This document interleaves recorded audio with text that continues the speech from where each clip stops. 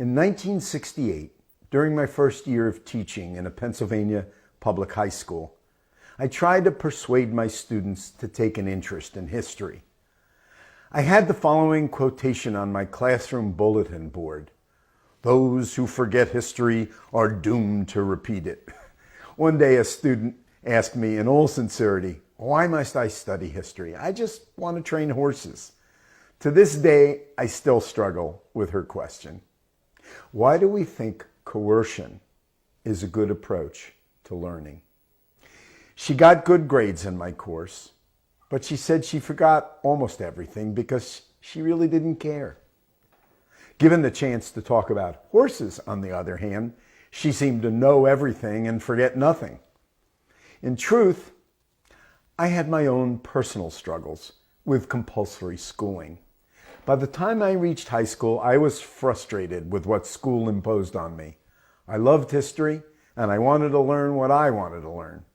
But I would get in trouble for reading a history book in math class. I often felt that school got in the way of my education. However, not until I read Deschooling Society in 1971 did I realize that the institution of school itself is the obstacle to learning for many young people. The author, Ivan Illich, pointed out that the costs of schooling kept going up while the outcomes kept going down. Yes, there are excellent schools and excellent students, but many more people than we realize simply don't like school, and the results show that. Learning is now measured by the number of years in school and the number of diplomas collected.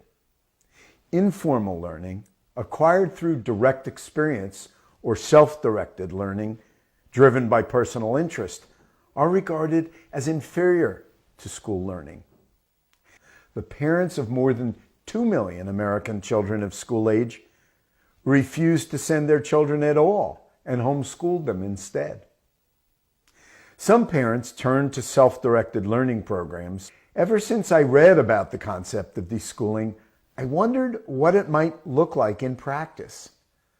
Ken Danford, a former middle school teacher, founded North Star in 1996 to assist teenagers who wanted to leave school and to give them a place where they could learn in their own way. Danford is against compulsory schooling, not schools themselves. His own children chose the more conventional path of schooling. But Danford's North Star program has demonstrated that many young people who hate school still want to learn. They don't need to be forced or persuaded, and they don't have to stay in school to learn if they can choose what they study. Voluntary classes and the absence of tests encourage young people to rely on their own self-motivation. Adults assist young people as facilitators, not dictators.